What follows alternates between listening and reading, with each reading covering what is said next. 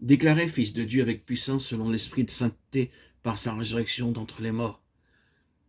Romains 1,4. C'est le premier nom qui est donné à l'Esprit, l'Esprit de sainteté, ou Saint-Esprit. Ce nom lui a été donné afin que nous puissions comprendre la signification de la sainteté de Dieu, afin que nous devenions saints comme Dieu est saint. Ceci est la norme de Dieu pour vous et moi. Selon 1 Pierre 1,16, Dieu affirme par son serviteur, vous serez saints, car je suis saint. Nous devons être saints comme lui-même, et non pas comme Pierre, ou Jean, ou Paul, ou Daniel, ou Ésaïe, ou Moïse. Dieu dit, soyez saints, comme je suis saint. Nous avons devant nous cette norme élevée, la sainteté de Dieu. Selon Hébreux 12,10, nos pères nous châtiaient pour peu de jours, comme ils le trouvaient bon, mais Dieu nous châtie pour notre bien, afin que nous participions à sa sainteté. La sainteté est la norme de Dieu, et personne ne peut atteindre une norme aussi élevée par des moyens humains. Nous ne pouvons pas l'atteindre par la volonté, par la connaissance, par le jeûne, par les larmes ou par tout autre moyen. Le Saint-Esprit doit venir en moi et travailler en moi, profondément, librement, pleinement, pour me rendre aussi saint qu'il est saint. Ma part est de me laisser posséder et travailler profondément, librement, pleinement par lui. Seigneur, mes mains sont à ton service, mes pieds sont à ta disposition, tous mes membres t'obéiront sans regarder aux hommes. Nous devons être possédés par lui afin que le Saint-Esprit nous saisisse, car ce n'est pas nous qui le saisissons.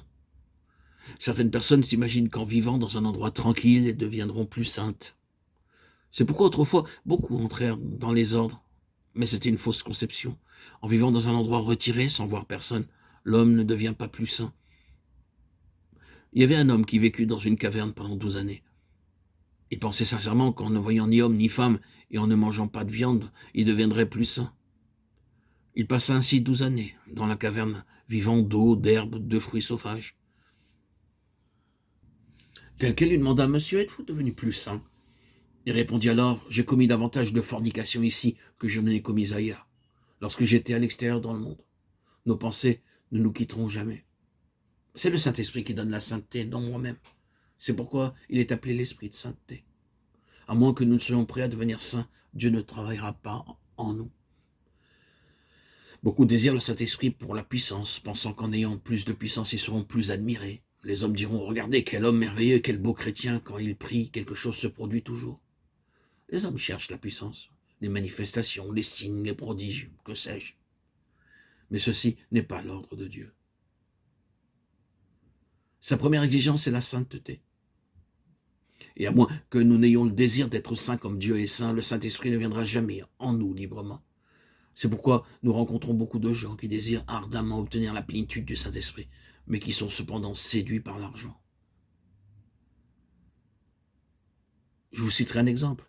J'ai vu beaucoup d'Indiens venir d'Amérique et d'autres pays pour mener une campagne de guérison. Ils ont de grands panneaux publicitaires. « Venez, venez, soyez guéris par un tel et un tel. » Puisque lorsque les gens viennent, ils sortent une boîte et leur demandent de donner autant qu'ils le peuvent.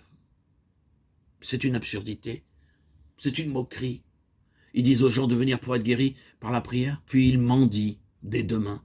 Donnez libéralement, n'oubliez pas la boîte. Regardez cette petite boîte à votre disposition, mettez vos pièces. En vérité, c'est une moquerie, une absurdité. Si Dieu guérit par la prière, pourquoi ne donnerait-il pas de l'argent par la prière? Dieu le même, mais les hommes sont tellement aveugles. Spirituellement, ils racontent des mensonges pour obtenir un peu plus d'argent, se remplir les poches, se faire de la monnaie, comme beaucoup d'évangélistes ou de prédicateurs qui ne s'intéressent qu'à vos porte-monnaie ni à votre sauvegarde, mais votre porte-monnaie les intéresse plus que votre âme. Dieu est la vérité. Ainsi, nous devons être saints. Alors nous verrons la véritable puissance du Saint-Esprit.